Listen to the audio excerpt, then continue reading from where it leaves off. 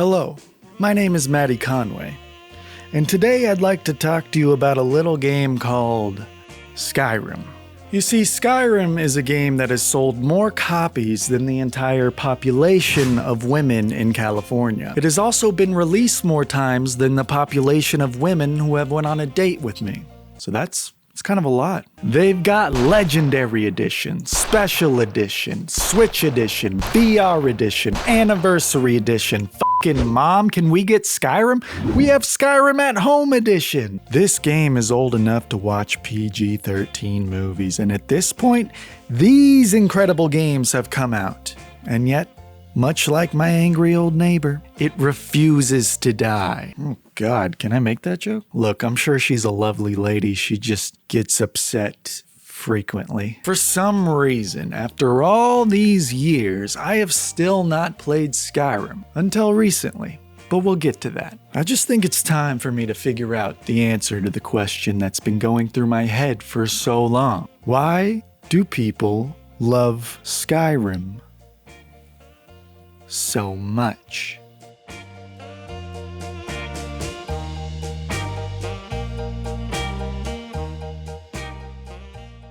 In order to figure out why people love this game so much, I did some research on what it was like back in 2011 when Skyrim launched. Because while nostalgia is definitely not the only reason people still play this game, it may have had a role to play. Speaking of role and play, this role-playing game might have been the most anticipated game of 2011. With a beautiful trailer, fan speculation, and even machinima before the game came out. What?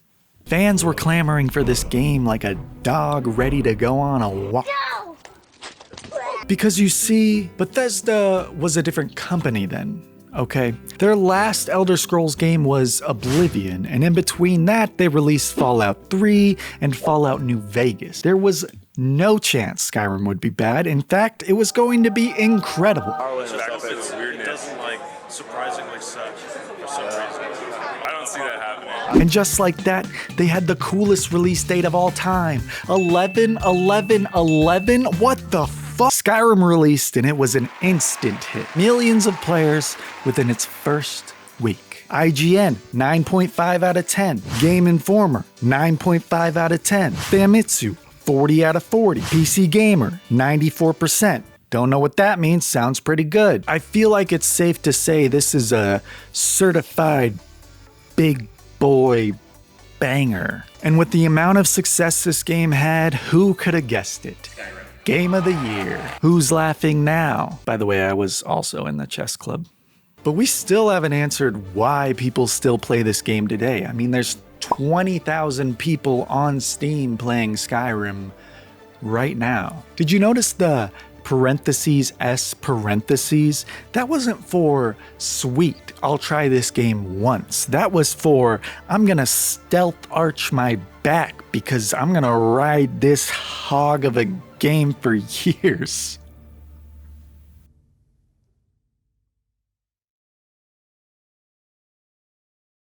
One of the best feelings I've ever had in gaming comes from Breath of the Wild, when you step out of that cave and the camera pans over you, showing the whole world that you get to go explore. There aren't really any rules, just go do what you want to do. Skyrim gives a similar feeling. When you leave your first cave, the world opens up and you're free to do whatever you want to do. If you want to do the main quest, do the main quest. If you want to go find a random cave, go find a random cave. If you want to go murder an entire village, then go murder an entire village, you silly little psychopath. The world of Skyrim is so easy to get immersed into. Maybe you go visit with some people in Whiterun, get to know them. There's a nip in the air. Cold won't be good for my crops. Never is. Or hit up a pub and listen to the beautiful music being played. But then he went quiet, did Ragnar the Red, when he met the shield maiden Matilda, who said, This is beautiful. There are vast landscapes with gorgeous backdrops, tall mountains, beautiful forests and waterfalls, and plenty of places to get lost in. It's all there for you to explore and let the sweet, sweet immersion wash over you. On the same path of replay value, Skyrim has hundreds of quests that you can do whenever you want. If you want to just ignore the main story and go do side quests, I'm willing to bet you'll have just as good of a time, if not better. Skyrim also has plenty of ways to make your character your own. It's got different races to choose, Is that? skills to improve, and plenty of armor and weapons to be found throughout the land. Maybe this time I'll be a Khajiit stealth archer. Or maybe this time I'll be a Breton stealth archer. Or maybe this time I'll get a little weird, a little crazy. Maybe I'll be a Nord stealth archer.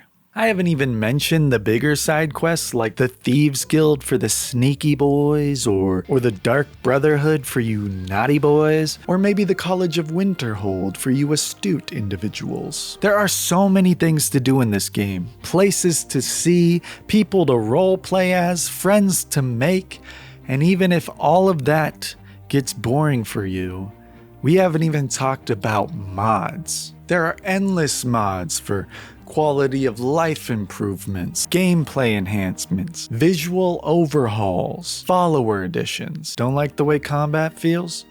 There's mods for that. Think Skyrim's old and outdated? Download mods to make it look like this or this. Maybe you've already played Skyrim and you're looking for a brand new experience. Let me tell you, they got options, baby. You see, everything I've mentioned, mods or no mods, Skyrim allows you to create your own story and play the game how you want to play. But now I'd like to talk about my story. This is my experience with my first ever Skyrim playthrough, and I think I learned why people love Skyrim so much.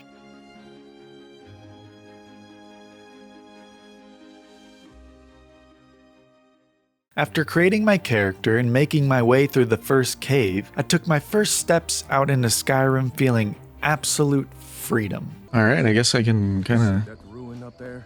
do what I want. I did follow the main quest line at first while getting my bearings with the world and the mechanics of the game, but then I met my first friend, Faendal, in Riverwood. Me, I need your help.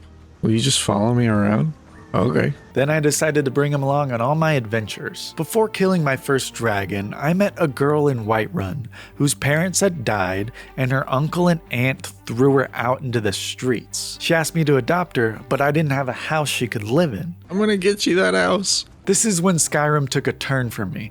It was no longer about the main quest, or any quest for that matter. It was about getting enough money to buy a house so I could adopt this girl and save her from homelessness. After talking to some people around Whiterun, I was able to save enough money to buy my first horse, Shelly. What should we name you? I'm gonna call you Shelly. Then I stumbled upon Brenuin, and Brenuin asked me to steal Argonian ale. Now, why is that important? Because this set me off into my path. I finally realized my destiny. My destiny was to become a thief so I could steal a whole bunch of money so that I could buy a house. After snooping around Whiterun, I ended up stumbling upon an unusual gem. Basically, this gave me a quest which sent me to Riften, where I met the Thieves Guild. It's all coming to plan. Unfortunately, on my way to Riften, Shelly died of a tragic accident. What the is that? You her! Die! Die! Shelly! Shelly. Faye, Shelly's dead. Shelly's dead, Faye. So Faye and I traveled all the way to Riften on foot. And you know what? I made it. I made it to the Thieves Guild, started doing some quests for the Thieves Guild, and then Faye disappeared. Not even sure I remember. Where's Faye? Is Faye alive? Faye?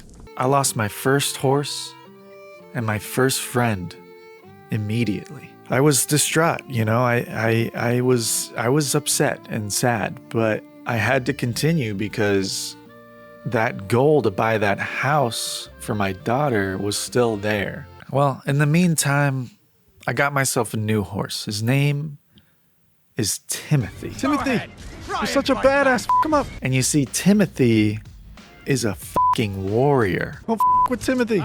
Sit the f down.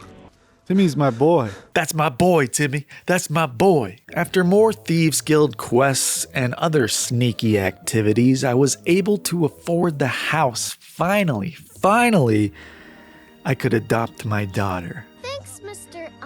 Papa. Yes. I promise I'll be the best daughter ever. You already have been. It's been an incredible journey to get this far. Everything I've done before this has been for Lucia. And you know, it felt incredible to accomplish this. I didn't really know what to do after that, you know?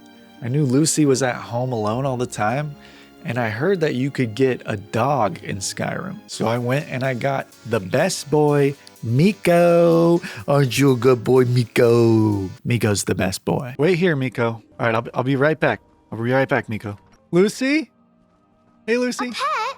Wow, I didn't know you had a pet. Side note, why does everyone fucking hate Miko? What's the deal with that? After this, I decided to just hang out in Riften a bit, get to know some people, and that is where I met Mercurio. You see, Mercurio ended up being my best friend in this game. Look at you, Mark. You got some fancy shoes and a nice shirt, and you got your little backpack on. Come on, Mark. Mark and I were like two peas in a pod. He went on so many adventures with me.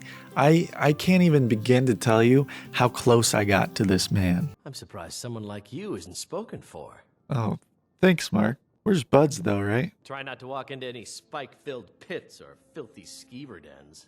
Okay. Well, after me and Mark went on some more adventures, I decided maybe it was time Lucy got a mom. Hopefully there'll be more options in the population of people who have dated me. Anyway, I met a woman named Silja, and I knew she was going to be a great mom to Lucy. She even agreed to marry me, which is cool. But I didn't want to get married in some silly-ass clothes, but I did hear there's a super cool armor set you can get by finishing the Thieves Guild. Whoa! You guys look incredible. Oh, I look sick. Yo, how's that for a wedding suit? So I finished the Thieves Guild, got my sick new drip, and I decided, wait, my best man, Mark needs an outfit. So I used Google to find a cool armor set for him. So we went deep into this cave to get this armor set. And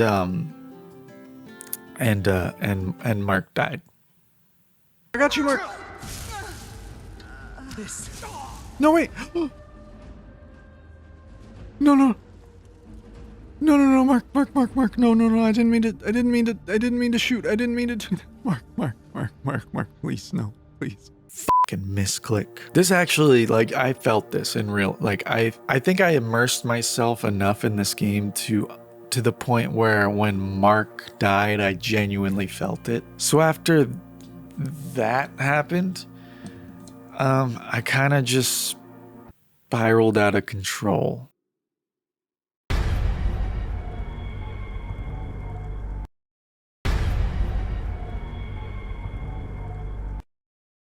Welcome to the dark era, bitches. You see, I wasn't doing well. My best friend just died right before my wedding, and I kind of lost it. So I joined the Dark Brotherhood, and I started murdering people without any care in the world. I don't care who it is. I'll murder anyone right now. I'm pissed. And after going down this path for a while, feeling the sadness, hanging out with Cicero, which certainly didn't help, I stumbled upon a quest in the Dark Brotherhood where you have to go murder a woman during her wedding. So I get to the wedding and I handle the job, okay? But then I started having flashbacks. What am I doing? This isn't what Mark would have wanted. I was supposed to get married, and I don't think Mark would have wanted me to live this life. I need to turn my life around. So I cleaned up my act. I asked Silja to marry me. Thank God she said yes. We got married. I adopted Sophie. And now I have a big, wonderful family. In honor of Mark, I decided to go learn magic at the College of Winterhold. Are you at all familiar with ward spells?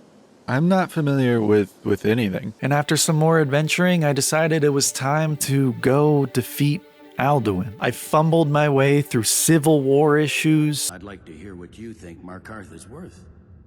Me? Time travel and the possible ending of the world. And it was time. I made it to Sovngarde, and you know who was there? Faye. Faye, holy fucking shit, you're alive! Looks like Faye didn't die after all. He was just waiting for me in Sovngarde. Oh shit. Reunited with my buddy, we took on Alduin and saved the world. Oh, we did it, Faye! Let's go! So that's my story. Skyrim's probably the only game I've ever played that allowed me to create such an immersive story for myself. And yeah, you might think that my playthrough and story was kind of silly and lame, but it was mine. Nobody else had that same exact experience except me. If you're willing to let yourself get immersed in the world of Skyrim, this game can deliver something that no other games can. So there it is. Maybe people love Skyrim for the abundance of quests or the fantasy setting, and I'm sure that's partly true, but maybe people love Skyrim because it can deliver an experience unique to you. So that's my video. Thank you for watching, and I hope I said some things that made sense.